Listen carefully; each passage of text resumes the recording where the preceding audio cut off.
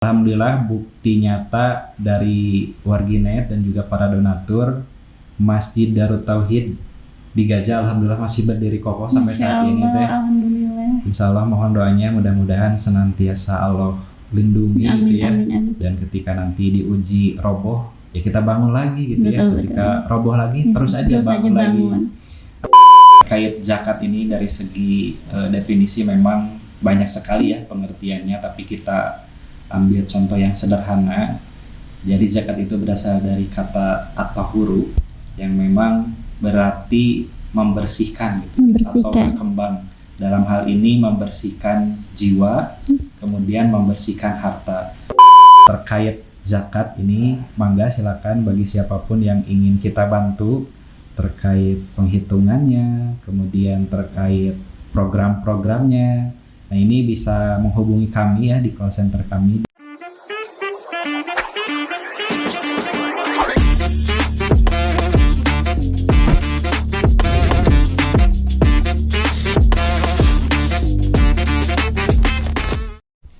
Assalamualaikum warahmatullahi wabarakatuh. Sampurasun Warginet, kumaha damang?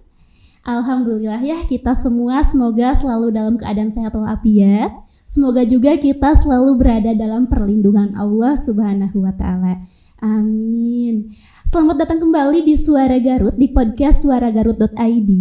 Dan ini episode 5 bersama saya Lisna Gustiani dalam segmen Tanya Ustadz. Wah, alhamdulillah, masya Allah sekali. Dari nama segmennya saja pasti Warginet sudah bisa menebak nih. Oh, ini segmen Tanya Ustadz. Nah, di mana di segmen ini sekarang dan nanti ke depannya setiap segmen Tanya Ustadz kita akan membahas dan bertanya tentang persoalan-persoalan yang relevan gitu ya dengan kehidupan kita. Dan di segmen Tanya Ustadz kali ini kita akan bertanya terkait dengan hal yang sangat penting, yaitu kita akan bertanya tentang rukun Islam yang ketiga. Coba Warginet, rukun Islam yang ketiga apa?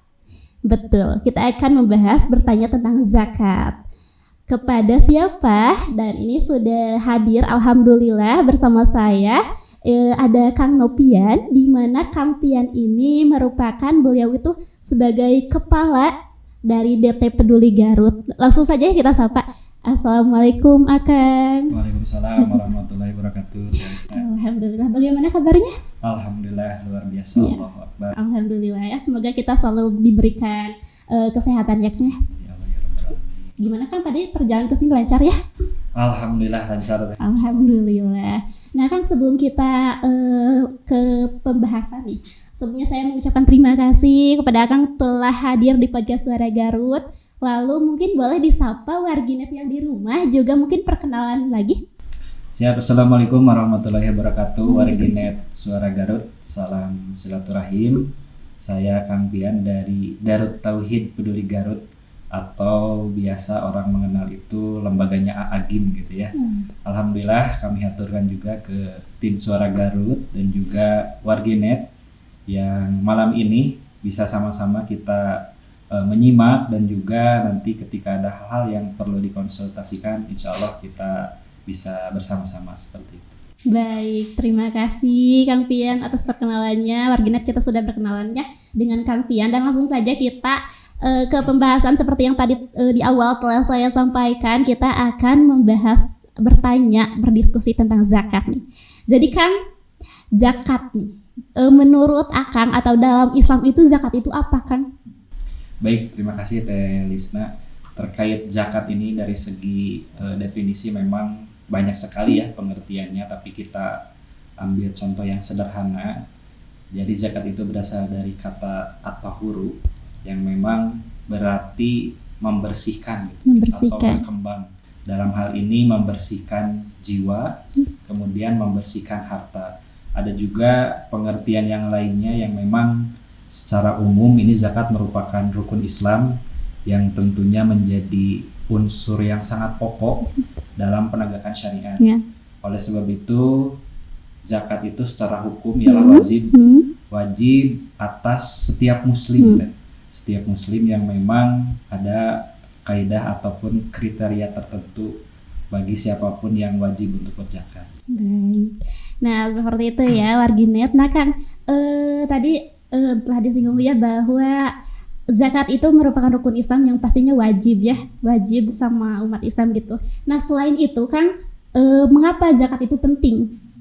Pertama tentunya sebagai perintah Allah Subhanahu wa taala, karena memang secara hukum ini wajib apabila dikerjakan tentunya akan mendapatkan pahala, dan juga ketika tidak dilaksanakan tentunya mengundang murkanya Allah Subhanahu wa taala. Adapun di Al-Qur'an juga ada ancaman bagi seseorang yang enggan mengeluarkan zakat, entah itu disebutnya kafir gitu ya, musyrik, ataupun nanti ketika enggan mengeluarkan zakat tersebut, nanti harta tersebut akan datang di hari kiamat menyerupai seekor ular gitu ya, dan akan menerkam yang enggan mengeluarkan zakat. Baik. Ada warginet Juga tadi. bukan serem lagi, sangat-sangat serem ya warginet. Jadi diingat ya, sangat penting sekali zakat itu ya Kang ya. Nah Kang, terus ini nih macam-macam zakat ya, mungkinlah yang tahu itu termasuk saya mungkin ya, yang saya tahu itu zakat itu ada zakat fitrah, terus zakat mal. Nah selain itu kan ada zakat apa lagi sih? Nah untuk kategori zakat ini ada dua. Yang pertama itu zakat mal. Nah ini zakat mal ini turunannya banyak sekali teh. Yang pertama itu biasanya ada zakat penghasilan ataupun zakat profesi. Jadi seseorang yang memang berpenghasilan setiap bulan melebihi nisab setara 85 gram emas per tahun, ini wajib mengeluarkan zakat. Kemudian ada juga zakat pertanian, zakat perdagangan, kemudian zakat investasi juga ada, kemudian zakat tambang dan juga yang lain-lainnya. Kemudian yang kedua itu ialah zakat fitrah, tadi zakat fitrah, disampaikan oleh Teh Lisna. Ini zakat yang memang hampir semua orang tahu Teh ya, apalagi ketika bulan Ramadan, ini puncaknya seseorang mengeluarkan zakat, dan tanda ibadah seseorang diterima itu jaminan Allah gitu ya. Ketika ibadah kita Allah terima itu salah satunya dengan mengeluarkan zakat fitrah. Dan secara tujuan ini berbeda. Kalau untuk zakat fitrah untuk membersihkan abdan ya. Abdan ini ialah badan kita, artinya dari mulai ujung rambut sampai dengan ujung kaki ini tersucikan gitu ya. Bahkan dalam hadis juga ketika selesai melaksanakan Ramadan seperti bayi lahir, sangat fitrah gitu ya, bersih. Kalau untuk zakat mal ini untuk membersihkan harta yang memang dari segi penghasilan profesi, kemudian dari perdagangan itu harus dan wajib dikeluarkan 2,5%. 2,5% ya Kang. Nah itu tuh saya tidak akan mempertanyakan tentang perhitungannya ya, dan mungkin kalau dijelaskan bakal panjang gitu ya. Cuman saya tuh mau bertanya di zakat tadi ya, yang ada zakat pertanian, zakat itu, nah itu perhitungannya sama kayak persen-persenannya gitu. Nah untuk zakat sendiri itu ini berbeda ya, antara zakat profesi. Contoh ya, untuk zakat profesi ini yang wajib dikeluarkan itu 2,5%. Artinya ketika kita contoh gitu ya, berpenghasilan 100.000, ini yang wajib dikeluarkannya hanya 2,5%. Adapun di zakat pertanian ini 5-10%. Baik itu yang melalui perairan gitu ya, ataupun irigasi, ataupun yang melalui air hujan, ini berbeda. Dan dari segi zakat pertanian pun ataupun peternakan ada hitungannya masing-masing, tetapi tidak akan lebih dari 10%. Hitungannya sangat kecil sebetulnya. Tapi orang enggan untuk mengeluarkan karena mungkin secara edukasi belum secara keilmuan juga sangat sedikit yang memang paham untuk zakat mal khususnya. Untuk zakat tadi itu zakat penghasilannya Kang ya, 2,5%. Nah itu tuh penghasilan berapapun gitu sama 2,5%, atau misalkan yang wajib dizakati zakat penghasilan itu misalkan yang penghasilannya segini gitu. Nah untuk kategori atau orang yang wajib mengeluarkan zakat itu yang pertama dia jelas ya harus orang Islam atau Muslim. Ini berarti termasuk ke persyaratan ya, syarat-syarat ya, dicatat ya. Jadi sahabat Warginet, jadi yang pertama itu beragama Islam itu ya, ataupun Muslim. Jadi seluruh umat Muslim ini berkewajiban untuk mengeluarkan zakat gitu. Kemudian yang kedua dimiliki secara penuh teh hartanya. Jadi murni milik sendiri, tidak milik orang lain sebagian misalkan. Kemudian yang ketiga merdeka. Artinya merdeka tersebut tidak dalam kondisi misalkan penjajahan gitu ya. Seperti saudara kita di Palestina ataupun ada kasus misalkan orang gila, dia masuk muslim masuk, tetapi kan dari segi kondisi mental tidak itu. Jadi yang ketiga itu ialah merdeka. Yang keempat harus mencapai ataupun memenuhi haul. Haul itu jangka waktunya untuk membayar zakat itu 1 tahun. Jadi harta tersebut harus berlalu terlebih dahulu 1 tahun. Kemudian yang kedua mencapai nisab. Nah ini nisab ukurannya ngindu ke emas. Kalau di lembaga zakat itu setara dengan 85 gram emas per tahun. Jadi artinya jikalau harga emas hari ini kita ambil contoh 1 juta, berarti 85 kali 1 juta itu 85 juta. Penghasilan orang di atas itu wajib mengeluarkan zakat 2,5%. Tentunya ada berbagai macam kemudahan juga untuk melaksanakan zakat tersebut, tidak mesti 1 tahun. Kalau dicicil per bulan bisa gak Kang nih? Bisa banget gitu teh.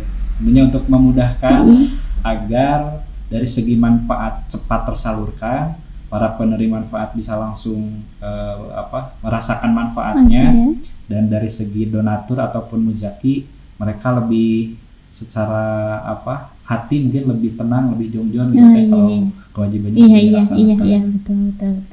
Baik nih, itu ya warganet ya untuk persyaratan syarat-syarat yang harus dipenuhi seseorang untuk zakat gitu ya Kang ya.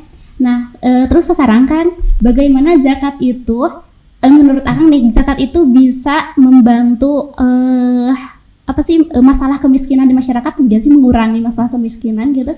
Betul teh, terima kasih. Terkait zakat itu kontribusinya sebesar apa ya untuk, kalau di pemerintah itu ada SDGs ya, Sustainable Development Goals. Jadi target-target pemerintah untuk menyelesaikan persoalan di bangsa ini. Nah tentunya kontribusi zakat juga di bangsa ini sangat diperhitungkan, karena memang zakat sendiri ini menjadi salah satu solusi gitu, untuk umat, dan ini sudah dijanjikan oleh Allah Subhanahu Wa Taala bagaimana zakat ini bisa berfungsi. Kalau misalkan di lembaga itu ada pilar program, jadi menyalurkannya untuk mengentaskan kemiskinan, misalkan berupa beasiswa pendidikan, kemudian permodalan usaha, kemudian pelunasan orang yang memiliki hutang gitu. Nah itu salah satu yang bisa kita kembangkan secara bertahap gitu ya, secara berkesinambungan. Insya Allah kedepannya bisa menyelesaikan kemiskinan. Alhamdulillah, pengetahuan baru ya, karena jujur yang saya tahu, maksudnya mungkin kebanyakan orang juga pasti misalnya zakat itu buat diterimanya buat orang yang gak mampu, anak yatim gitu ya, ternyata bisa juga ya buat beasiswa sekolah, buat ini sangat bisa termasuk salah satu contoh, saya juga alumni beasiswa gitu ya, dari zakat yang dititipkan oleh para donatur. Masya Allah. Jadi alhamdulillah kalau nyari contoh produk tadi suksesnya bisa saya sendiri. Masya Allah, langsung ya ini ada ya, jadi bukti nih. Nah Kang, kalau untuk ngobrolin manfaat nih, apa saja manfaat jangka panjang nih yang dapat diperoleh dari kita itu menunaikan zakat gitu? Yang pertama tadi seperti kita berikan beasiswa pendidikan, tentunya ini dari segi ilmu ataupun wawasan. Ini ketika seseorang kita fasilitasi gitu ya berupa beasiswa untuk pendidikan, tentunya yang terkendala melaksanakan pendidikan tentunya ini bisa lanjut kembali. Bisa membantu. Artinya sangat. Mereka bisa meraih cita-citanya. Wasilahnya lewat dana zakat tersebut. Kemudian dari segi ekonomi juga ada beberapa orang khususnya di Garut yang menjadi binaan, ada di Pasirwangi. Di sana kita salurkan berupa program peternakan. Nah, ada 14 orang penerima manfaat. Ini kategori fakir miskin. Kemudian kita berikan domba, karena Garut memang terkenal domba. Betul. Domba Garut. Dengan dombanya. Betul. Nah ini dombanya kita serahkan ke penerima manfaat tersebut, kemudian kita sediakan kandangnya, dan diberikan pelatihan gitu ya dari Oke. ahlinya. Kalau di Garut ahlinya itu balai teh ya, balai yang di Margawati. Iya, iya. Dan DT Peduli ini fungsinya seperti apa? Lebih ke pembinaan atau pendampingan. Oke. Karena yang paling utama itu selain rupiahnya naik, dari segi ruhiyah juga harus naik gitu teh. Target utamanya sih itu. Dan alhamdulillah setelah mereka melaksanakan program, biasanya 1 tahun, di akhir ataupun di masa panen tersebut kita bantu untuk penjualan dombanya di hewan kurban teh. Jadi jaminan pasar sudah ada gitu, itu hewan kurban. Ditawarkan kepada para donatur, ini domba hasil binaan dari pemberdayaan zakat yang dititipkan melalui lembaga, dan alhamdulillah terakhir itu kurban kemarin itu panen sampai 134 juta teh. Masya Allah. Melebihi gaji kita semua. Betul, Masya Allah. Sangat membantu dan bermanfaat sekali ya. Masya Allah. Nah Kang, terus tadi udah apa contoh sukses dari program zakat. Nah Kang kan seperti aku sendiri, terus mungkin seperti yang barusan ya yang di itu kasih domba itu. Nah Kang, terus bagaimana cara kita mendidik generasi muda nih? Misalkan Warginet nih yang di sini kan yang nonton pastinya dari berbagai macam usia ya, dan termasuk saya gitu. Gimana sih cara biar kita tahu pentingnya berzakat sebagai bentuk investasi gitu. Nah, yang pertama khususnya generasi yang milenial gitu ya. Sama Gen Z. Gen Z ya. Termasuk saya juga milenial sih. Insyaallah. Jadi untuk menginspirasi mereka tentunya ada beberapa teknik juga untuk memaksimalkan agar dari segi edukasi ataupun sosialisasi milenial ataupun Gen Z ini bisa sadar untuk melaksanakan zakat. Yang pertama yang bisa dilakukan ialah mengajak mereka untuk ikut aktif gitu ya dalam penyaluran program, kemudian kegiatan asesmen, kegiatan survei, agar mereka ketika kita ajak dalam pelibatan program, mereka merasa memiliki dan merasa menjadi bagian lembaga tersebut. Nah, ketika sudah menjadi bagian dan dekat, nah barulah kita bisa mulai melakukan edukasi, memberikan ilmu juga, sharing ataupun yang lainnya. Adapun teknik-teknik yang lainnya, karena DT ini base-nya pesantren, lembaga pesantren biasanya suka diajak menjadi relawan kajian tabligh akbar. Nah, ini salah satu untuk kita bisa kenal terlebih dahulu lewat kajian. Setelah itu barulah dilakukan edukasi ataupun pendampingan ataupun yang lainnya. Nanti mereka penasaran sendiri biasanya kayak gitu. Iya, baik. Nah Kang, terus apakah di Garut itu ada lembaga atau organisasi untuk menyalurkan zakat gitu? Alhamdulillah untuk di Garut banyak. Iya. Banyak sekali untuk lembaga tentunya alternatif untuk Warginet menitipkan dana zakat, infak, sedekah, wakafnya yang alhamdulillah saat ini potensi zakat di Indonesia itu hampir 300 triliun teh. Tetapi di atas malah ya, di atas 300 triliun, tetapi yang baru terhimpun ini hanya sekitar 13%. Tentunya potensi yang besar, tetapi lembaga zakatnya masih sedikit. Nah, ini di Garut sendiri kalau pemerintah itu kan ada Basnas ya, Badan Amin Zakat Nasional. Nah, kalau di swastanya ya atau independennya itu banyak. Salah satunya Darut Tauhid Peduli. Ada juga Lajismu ya, milik organisasi Muhammadiyah, kemudian milik Nahdlatul Ulama ada Lajisnu, ada juga lembaga-lembaga yang lainnya. Seperti itu tadi. Baik, Warginet banyak sekali ya lembaga-lembaga yang bisa kita titipkan untuk menyalurkan zakat ya. Tapi kan karena mungkin alhamdulillah di sini yang bersilaturahmi dengan kita sudah ada Akang dari DT Peduli nih kan. Boleh ya sedikit kita tahu nih tentang DT Peduli itu bagaimana gitu profilnya, tentang lembaga apa gitu. Nah, untuk DT Peduli atau Darut Tauhid Peduli ini merupakan lembaga nirlaba ataupun lembaga amil zakat nasional yang fokus utamanya menghimpun, kemudian mengelola, menyalurkan ataupun mendistribusikan dana zakat ataupun sedekah ataupun wakaf ataupun DSKL. DSKL ini dana sosial keagamaan lainnya disalurkan berupa 5 pilar program. Yang pertama program pendidikan, kemudian yang kedua program ekonomi, yang ketiga program dakwah, yang keempat itu program kesehatan, yang terakhir itu program sosial kemanusiaan. Alhamdulillah kami hadir di Garut sejak 2012 merintis, dan alhamdulillah 2016 sudah ada kantor, dulu berpindah-pindah dan saat ini ada di tempat yang baru juga. Insyaallah nanti diinformasikan. Oh iya nanti ya. Baik. Untuk alamat kantornya nanti ya. Jadi warganet harus stay tune nih sampai selesai. Nah kan terus ada gak semacam penghargaan gitu yang pernah diterima oleh DT Peduli? Alhamdulillah kalau dari segi penghargaan DT Peduli ini secara laporan keuangan kita 10 tahun WTP dan menjadi lembaga amil zakat nasional terbaik nomor 2 se-Indonesia. Masya Allah. Kemudian ada juga beberapa penghargaan yang lainnya seperti itu. Baik tuh ya. Kan kita tuh kalau mau menyalurkan zakat harus mencari yang lembaga yang amanah ya kan ya, yang terpercaya, dan mungkin salah satu buat kita percaya itu kan lembaga ini udah dapat penghargaan gitu ya kan ya. Nah terus kan tadi kan ada program nih. Nah kebetulan saya juga kan ngekepoin nih Instagramnya. Terus saya tuh lihat ada yang menyalurkan buat ngebantu saudara kita yang di Palestina itu. Betul kan? Betul. Nah itu gimana Kang? Boleh diceritakan? Alhamdulillah DT Peduli salah satunya yang memang penyaluran Palestina ini masuk ke pilar sosial kemanusiaan teh. Dan di samping itu juga salah satu programnya yang memang menjadi goals gitu ya. Zakat itu salah satunya melalui program-program tersebut. Dan untuk program sendiri khususnya ke Palestina ini kita istiqomah teh dan berkomitmen selama 12 bulan ke depan untuk menerima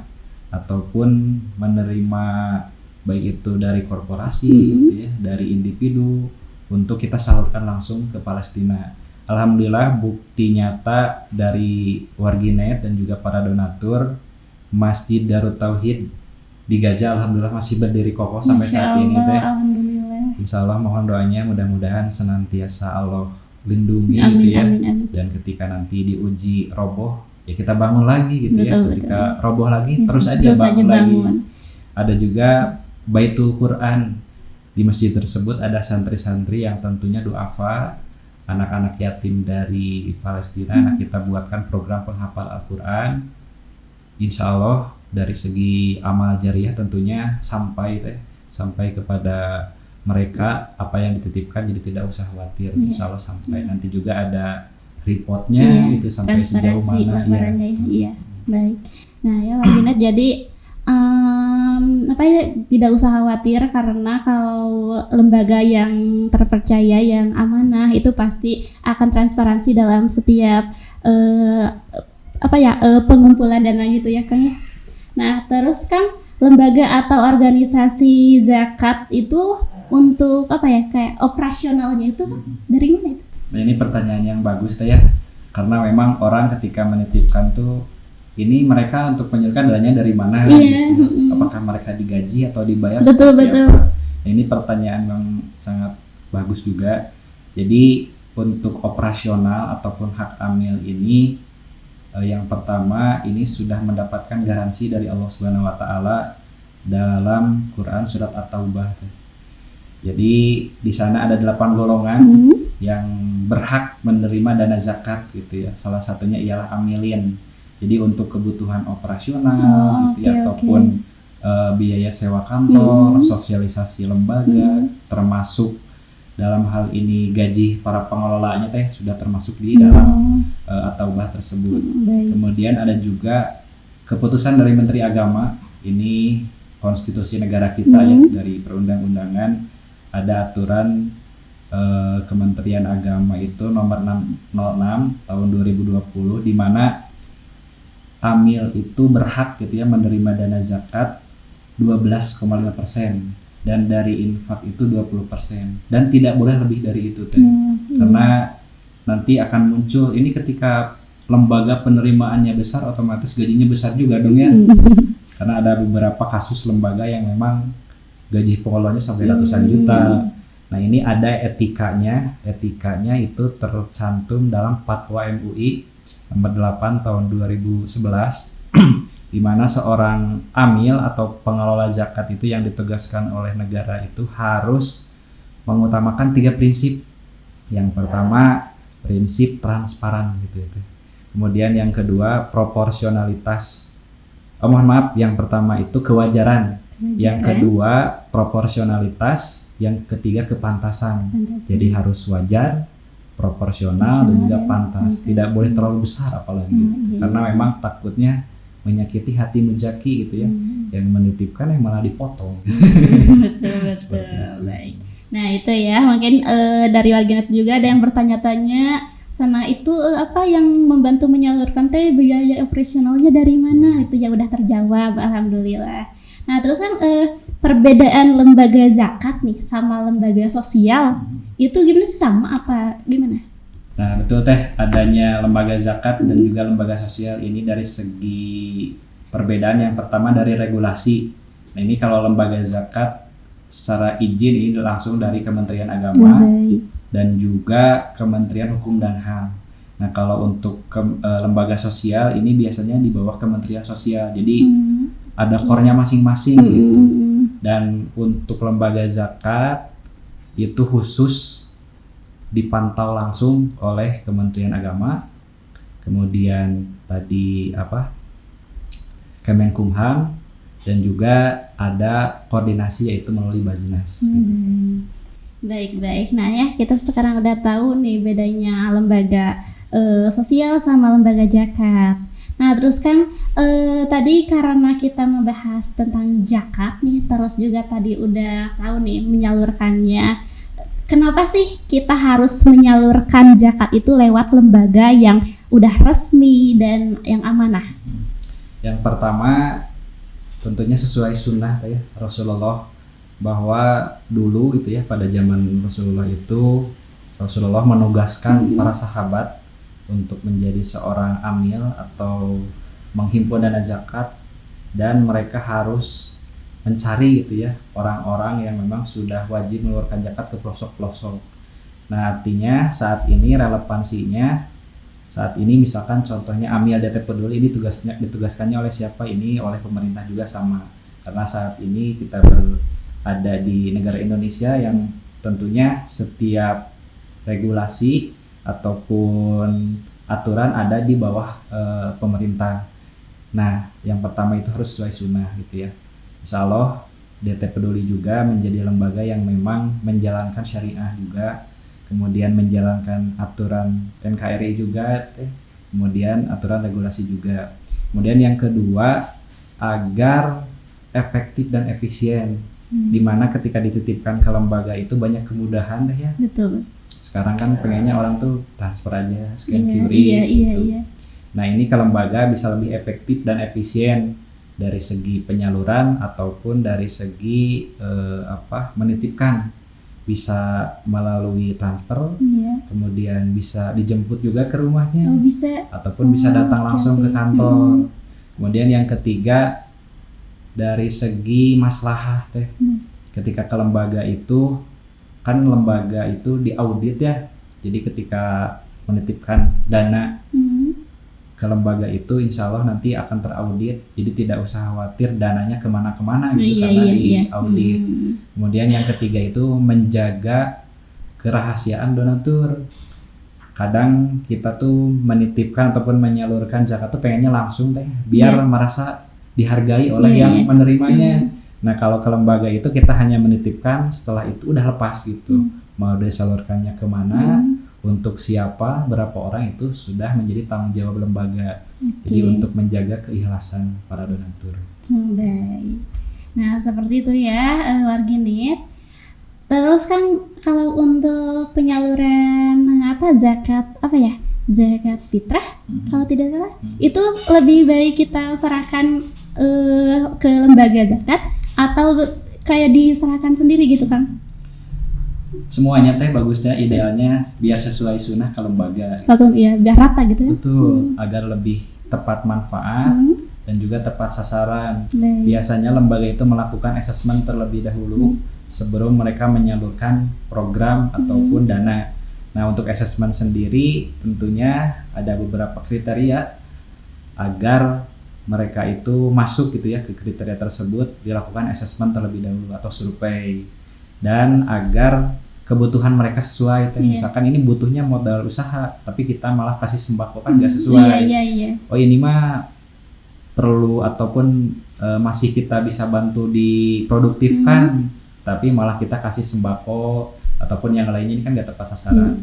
Nah, ketika kita assessment kebutuhannya apa, nanti kita berikan sesuai dengan kebutuhan mereka. Betul. Kalau yang sudah duafa ya enaknya sih lebih ke sembako ataupun yang lainnya. Tapi kalau yang masih muda kan mending ngasih pancingannya gitu ya daripada ikannya. Seperti itu. Baik, nah jadi warganet ya tadi telah disampaikan tentang zakat, tentang pentingnya zakat, terus tentang kita menyalurkan zakat nih bisa kemana nih. Nah banyak ya, sekarang itu banyak lembaga yang membantu menyalurkan zakat, dan mungkin karena di sini telah hadir Kampian dari DT Peduli, salah satunya adalah DT Peduli ya, betul ya Kampian? Betul. Mungkin silakan Kampian, ada yang ingin disampaikan kepada warganet mungkin tentang hal ini? Siap. Baik, terima kasih untuk warganet yang malam ini menyimak Suara Garut ya, tetap pantengin terus. Dan terkait zakat ini, mangga silakan bagi siapapun yang ingin kita bantu terkait penghitungannya, kemudian terkait program-programnya. Nah, ini bisa menghubungi kami ya di call center kami di 0822 17 18 0001, ataupun bisa berkunjung langsung ke kantor Darut Tauhid Peduli yang berada di Jalan Karacak, Ruko Godline Estate, Blok A3. Insya Allah kita Senin sampai Jumat dari mulai 7.30 sampai dengan 16.30 terbuka. Kami terbuka untuk silaturahim semuanya, karena Darut Tauhid bukan milik Aagim ya. Ini Darut Tauhid kantor umat, milik siapapun. Ketika ada yang ingin memberikan ide, gagasan ataupun hal yang lainnya, ini kita sangat terbuka sekali. Seperti itu. Simbol persahabatan Indonesia untuk Palestina. Yuk teman-teman.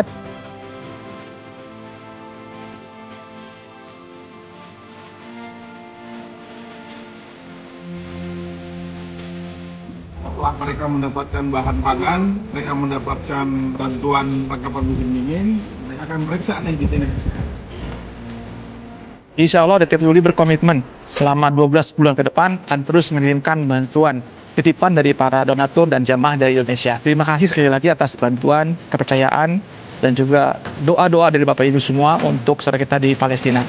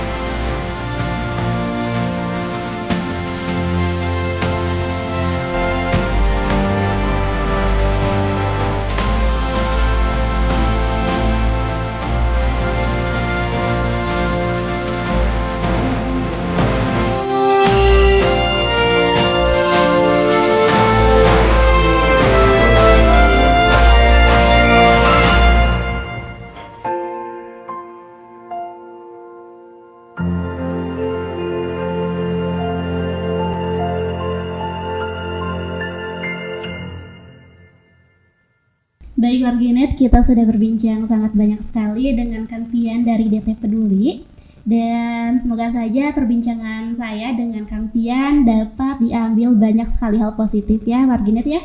Dan terima kasih Akang atas kehadirannya di Suara Garut.id. Sukses terus, semoga sehat terus juga.